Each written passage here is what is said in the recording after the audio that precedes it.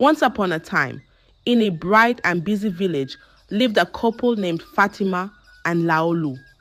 They had a little home, not big and fancy, but full of love. Fatima was very pretty, with a kind smile that lit up the room, and Laolu was strong and handsome. They were very happy because they had four beautiful daughters. Each one was like a sparkly gem, bright and beautiful.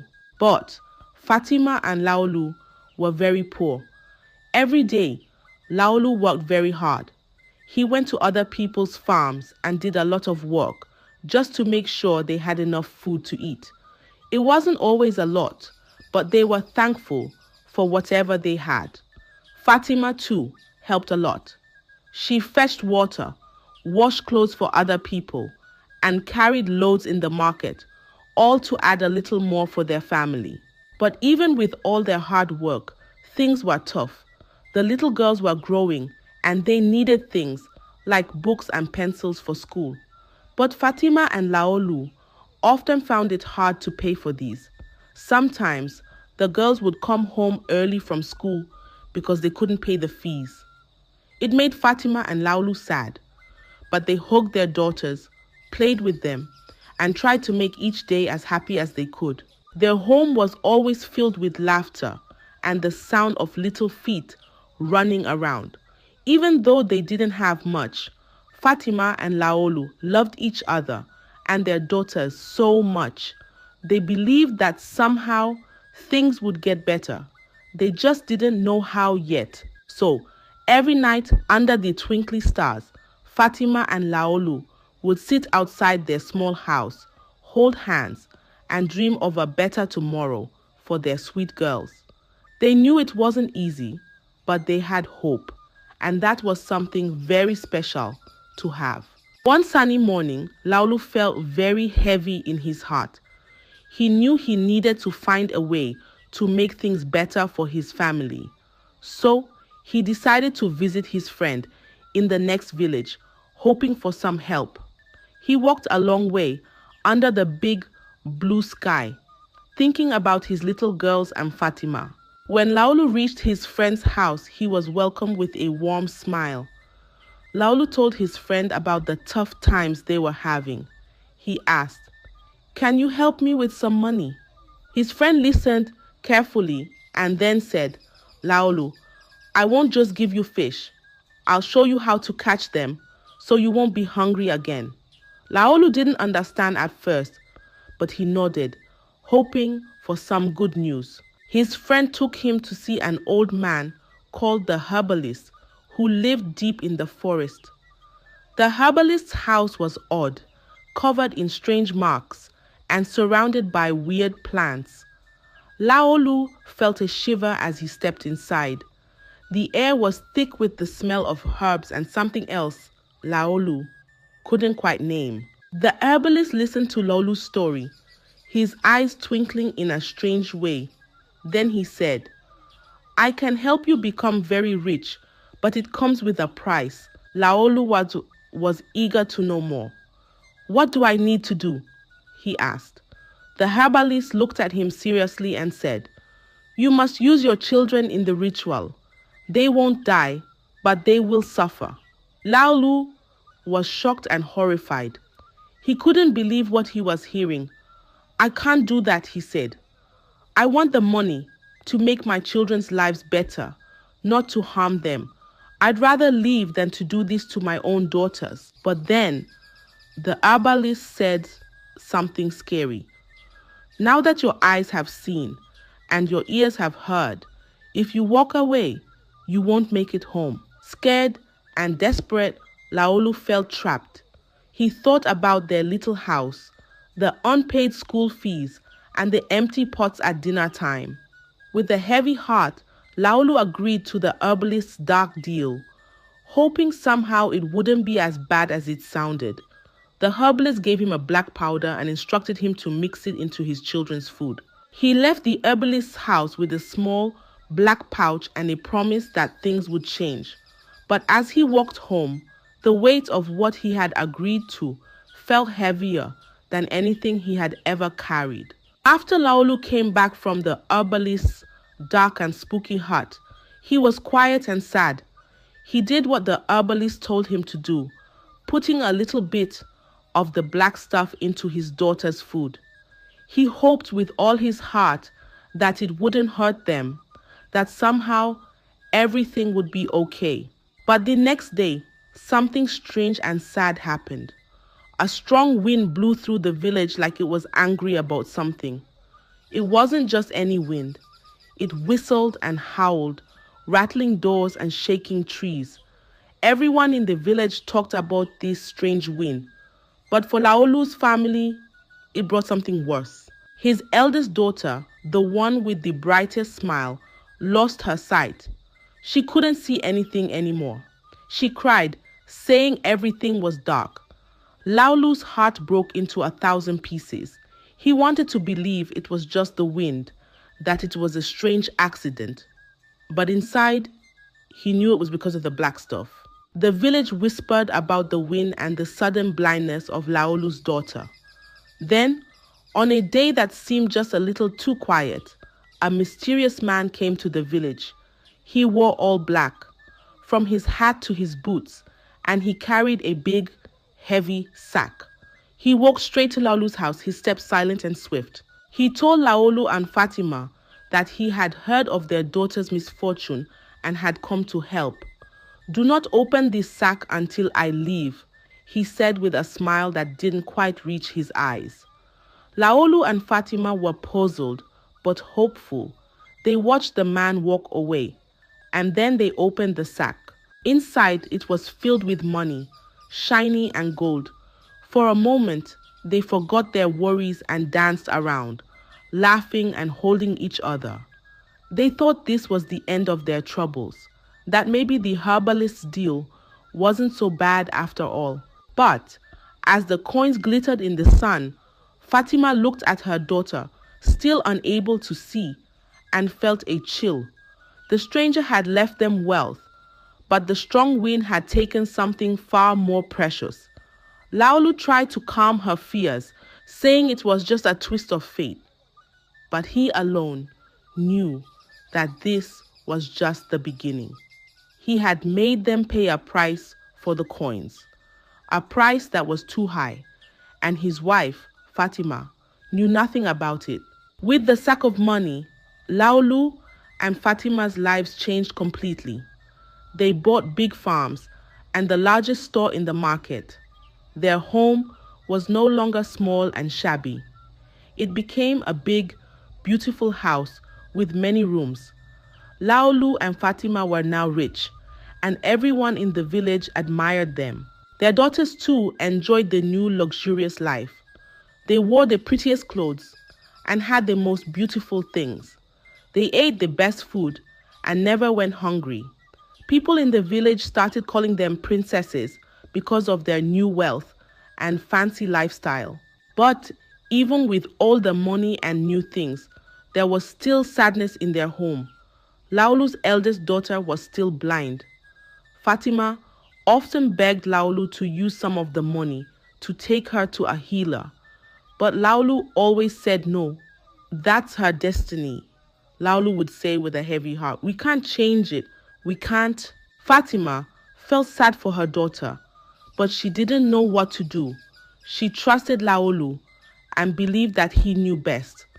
The villagers sometimes whispered about the blind girl and wondered why Laolu didn't try to help her, but no one dared to ask him directly. So, while the family enjoyed their new wealth, there was always a shadow of sadness in their hearts. Laolu and Fatima tried to focus on the good things, but deep down, they knew that their happiness had come at a great cost. 2 years passed, and Laolu and Fatima continued to live a life of luxury. Their farms were prosperous, and their store was the biggest in the market. Their daughters enjoyed the finest things, but the shadow of the first sacrifice still lingered. Then, one day, the herbalist sent for Laolu. Laolu knew what this meant. He went to see the herbalist, who told him it was time to renew his wealth. This time, The sacrifice had to be his second daughter. Laolu felt his heart sink. He didn't want to harm another child, but the herbalist warned him again. If he didn't make the sacrifice, he would lose all his wealth and go mad. Laolu felt trapped. After much fear and reluctance, he agreed. He returned home with a heavy heart and mixed another black powder into his children's food. The next morning, his second daughter couldn't speak or hear. She became deaf and dumb. The family was heartbroken, and Fatima cried for her child. But Laolu told her it was destiny, just as he had before. A few days later, the same mysterious man in black appeared at their door. This time, he said he was traveling and asked to stay the night. By morning, he was gone, but he left behind another big sack of money. Laolu and Fatima opened it and found it filled with money again. They were rich once more. Fatima begged Laolu to use some of the money to help their second daughter, but Laolu refused. He insisted it was her fate and there was nothing they could do. Fatima started to feel suspicious, but she stayed silent, not knowing what to believe. The family continued to live in luxury, but now, with two daughters who were suffering. Laolu and Fatima tried to enjoy their wealth, but the price they had paid weighed heavily on their hearts. The pattern repeated itself: a visit to the herbalist, a new affliction for another daughter, and a visit from the man in black with his cursed gifts. With each cycle, the family's wealth grew, and so did the silence in their home. Laughter became rare, and smiles were strained, as if they were trying to remember how they used to curve. Fatima watched her daughters change. Once full of mischief and mirth, they now moved through their days with a quietness that was too heavy for their young shoulders. She saw Laolu's once bright eyes grow darker with each secret he kept buried, each deal he struck in the shadows. Fatima began to feel that something was very wrong. She couldn't understand why their daughters were suffering so much while they had so much money. Laolu's refusal to help their children made her even more suspicious. She decided to find out the truth. One day, Fatima quietly followed Laolu as he left their home. She hid behind trees and bushes, making sure Laolu couldn't see her. Laolu walked to the herbalist's hut, and Fatima watched from a distance. Inside the hut, Laolu and the herbalist spoke in low voices. Fatima crept closer and listened carefully. Her heart pounded as she heard them talk about the sacrifices Laolu had made. She learned that it was Laolu who had caused their daughter's suffering by using them in the rituals to gain wealth. Fatima was horrified. She couldn't believe what she was hearing. The man she loved, the father of her children, had done such terrible things. She felt a mix of anger, sadness, and fear. She wanted to run away and tell everyone, but she was too scared. The herbalist had warned Laolu that they would both go mad if the truth came out. When Laolu left the hut, Fatima quickly hid. She watched him walk back to their home with heavy steps. Fatima stayed behind for a moment, trying to gather her thoughts. She knew she couldn't tell anyone without risking her life and her children's safety. Fatima returned home with a heavy heart. She looked at her daughters, feeling a deep sadness for what they had endured. She knew she had to find a way to protect her remaining daughter, but she felt powerless. She decided to keep the terrible secret, hoping that one day she could find a way to make things right. Time passed, and Fatima continued to carry the heavy burden of her secret. The family's wealth remained, but the cost weighed heavily on her heart. Then, one day, Laolu was summoned by the herbalist once more. Fatima's heart sank as she knew what this meant. At the herbalist's hut, Laolu was told that it was time for another ritual to renew their wealth. This time, The sacrifice had to be their last and only healthy daughter. Laolu felt a deep sense of dread. He couldn't bring himself to harm his last daughter. Under the heavy cloak of another restless night, Laolu returned home, with a grim face and a limping gait. Fatima's heart pounded as she noticed his discomfort, then decided to confront him. "I knew where you went. I knew you went to see the herbalist. What happened, Laolu?" she asked, her voice trembling with fear and concern. Laolu sat down, his face shadowed with pain and guilt. "The herbalist," he began, his voice barely a whisper. "He says we need to do more to keep our wealth. It's another ritual, a terrible one." Fatima held her breath, fearing the worst. She cried and begged him not to do it. Desperate and determined to save her daughter, Fatima went to see the herbalist herself. She fell to her knees and pleaded, "Please, there must be another way. I can't let you take my last child." The herbalist looked at her thoughtfully. After a long silence, he finally spoke. "There is an alternative," he said slowly, "but it involves great suffering for both of you." Fatima listened intently as the herbalist explained. "We will make a wound on Laolu's leg, and you, Fatima, must lick this wound every day. As long as you do this, your wealth will remain. But if you ever tell anyone about this, you will die." Fatima felt a deep chill run through her. The thought of licking a wound was repulsive, but the idea of losing her last daughter was unbearable. She looked at Laolu, who nodded reluctantly. They both knew they had no other choice. The next day, the herbalist made a wound on Laolu's leg. It was deep and painful, and Laolu winced in agony. Fatima stilled herself and began to lick the wound, tears streaming down her face.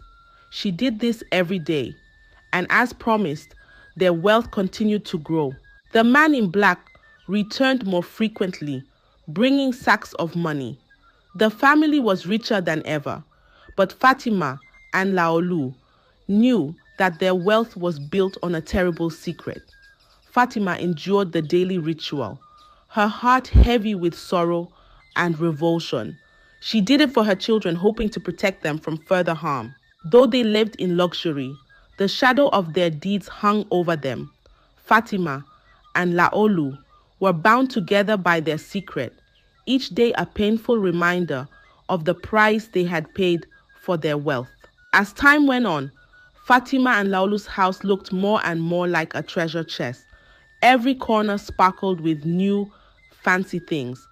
But even with all the shiny riches, a shadow of sadness filled the air. It felt like even though they had everything, they really had nothing at all. Every morning, Fatima had to do something very hard. She had to lick a never-healing wound on Laolu's leg. It was a scary task, and each time she did it, she felt sicker and sadder. Her bright eyes weren't sparkling anymore, and her skin didn't feel warm. Even after many baths, a yucky smell stuck to her, a smell that came from the darkness of the wound. The people in the village started whispering about Fatima. When she walked by, they would say, "Something's wrong with Fatima."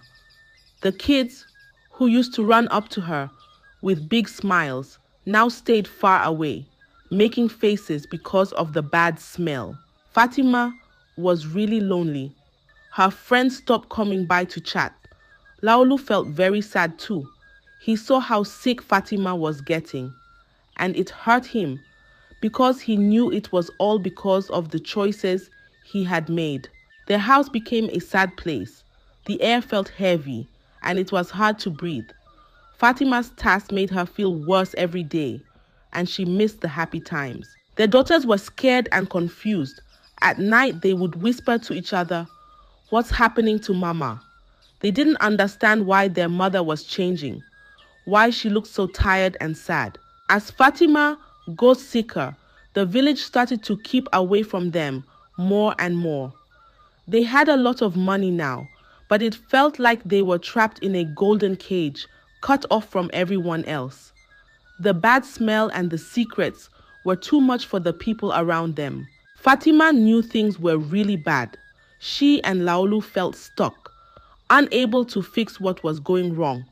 Every day, when she went to help Laolu with his wound, she wasn't just sad about the pain. She was sad for all the happy days that seemed gone forever. As time went on, Fatima just kept getting sicker, and everyone in the village started to notice. There was a bad smell that followed her everywhere, and people couldn't stop talking about it.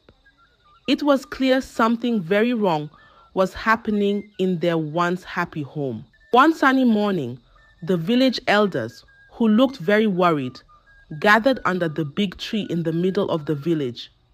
They had been watching Fatima get worse and felt they had to do something about it because the family's sudden riches seemed to make things even stranger. The oldest and wisest elder, a sharp-eyed old man, stood up and said firmly, "We can't just watch one of our own suffer like this.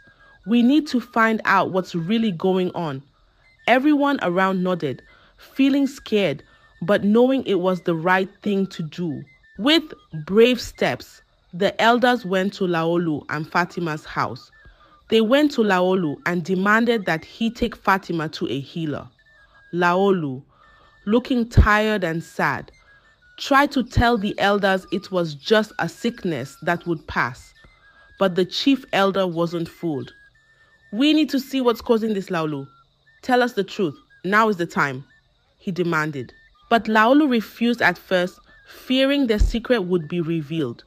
But the villagers insisted. They sent strong men to Laolu's house to take Fatima to the healer by force if needed. The men arrived and found Fatima very weak and sick. They gently took her to the middle of the village where the healer waited. Laolu tried to stop them, but they tied him up to keep him from interfering. At the healer's place, the villagers gathered around, eager to learn the truth about Fatima's illness. The healer began her rituals, chanting and waving her hands over Fatima and Laolu. She looked at them with piercing eyes and said, "Tell us what you have done. The truth must come out." Laolu and Fatima were scared. They tried to stay silent, but the healer insisted. "The truth will set you free," he said. Laolu and Fatima were terrified, but they knew they could not hide anymore. Laolu took a deep breath and confessed, "I used our daughters for rituals," he said, his voice trembling. "The herbalist told me to do it, and I agreed. I put black powder in their food, and that's why they suffered." Fatima sobbed and added, "I licked the wound on Laolu's leg every day to keep our wealth. I did it to save our last daughter, but I grew sick because of it." The villagers gasped in horror. They couldn't believe what they were hearing. As Laolu and Fatima finished their confession, something miraculous happened. Their eldest daughter, who was blind, suddenly regained her sight. The second daughter, who was deaf and dumb, could hear and speak again. The third daughter, who had been ill, became healthy and strong. The villagers were amazed and relieved, but their anger towards Laolu and Fatima grew. The village elder stood up and declared, "Laolu, for your terrible deeds, you will be punished. You have brought great suffering upon your family and our village." Suddenly, Laolu screamed and ran mad. He tore at his clothes and ran into the bush, shouting and laughing wildly. The villagers watched as he disappeared into the forest, never to be seen again. The elders then turned to Fatima. "You should have spoken up earlier," they said. "You have also caused pain and suffering by keeping this secret. You are banished from our village." Fatima cried and begged for forgiveness, but the elders were firm. She left the village, her heart heavy with sorrow. She hoped her daughters would forgive her someday. The villagers, filled with compassion, took in Fatima's daughters. They cared for them, raised them as their own, and made sure they were happy and healthy. The daughters grew up surrounded by love and support from the entire village. And so, the tale of Fatima and Laulu ended with a powerful lesson for everyone. The pursuit of wealth at the cost of family and integrity leads to great suffering. True happiness comes from love, honesty, and caring for one another. The village continued to thrive, and the story of Fatima and Laulu was told for generations as a warning and a reminder of what truly matters in life. I hope you enjoyed the tale. If so, please like the video, share it with your family and friends, comment on it, and don't forget to subscribe to the channel and turn on the notification bell for more enchanting tales like this one. Goodbye.